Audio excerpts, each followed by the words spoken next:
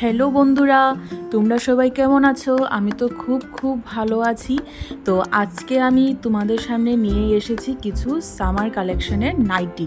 একদম নতুন এসেছে, আশা করি তোমাদের খুবই ভালো লাগবে।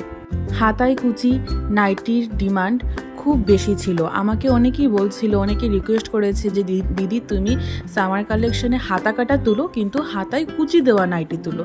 তো তোমাদের সবার রিকোয়েস্টে আমি আজকে আবার তুললাম হাতায় কুচি নাইটি সামার কালেকশন।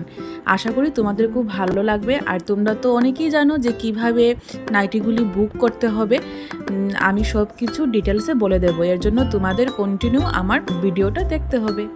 আর এই যে নাইটিটা দেখুন, রেড কালার, মেরুন কালার আর ব্লু কালারের মধ্যে হয়ে যাবে, লাল, খয়েরি আর নীল কালারের মধ্যে হয়ে যাবে। দেখুন, ব্লু কালারেরটা হাতায় কুচি পড়বে পিঙ্ক কালার, রেডেরটা ব্লু কালার আর খয়েরিটা হচ্ছে সবুজ কালার।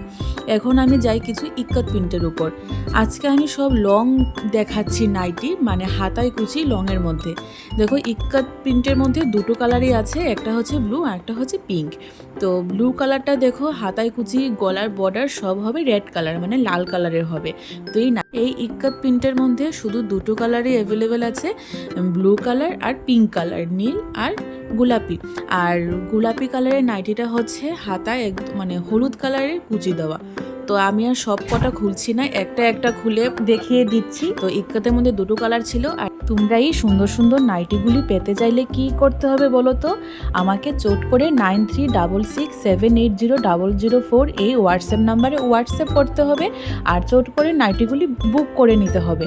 আর নাইটিগুলির প্রাইস কত তোমাদের তো আমি এমনি বলবো না, তোমরা আমাকে হোয়াটসঅ্যাপে মেসেজ করো, তারপর বলবো। নাইটি নাও বা না নাও, কালেকশনগুলি কেমন লাগে আমাকে প্লিজ জানাতে ভুলো না। এটা হচ্ছে খুব সুন্দর বাটারফ্লাই প্রিন্টের উপর আছে। তো এর মধ্যে খয়েরি আর পিঙ্ক। মোবাইলে কালারগুলি কীরকম আসছে বলতে পারবো না, কিন্তু সামনে খুব সুন্দর। দেখো কি সুন্দর বাটারফ্লাই ডিজাইন করা রয়েছে। আর এর হাতায় কুচি হচ্ছে খয়েরি কালারের, পিঙ্ক কালারের উপর মেরুন কালার। এই নাইটিটা তো আমার খুব পছন্দ।